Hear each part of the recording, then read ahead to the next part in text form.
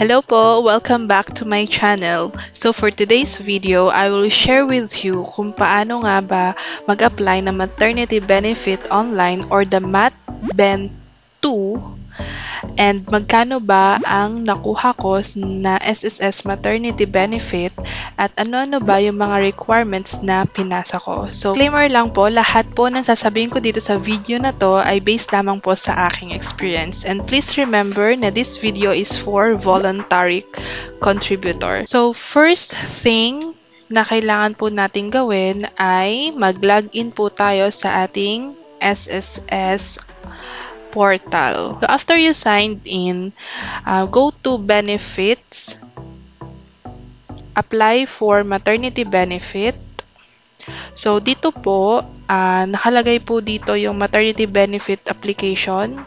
So yung inyong email or home address, your mobile number and landline and email address, and also your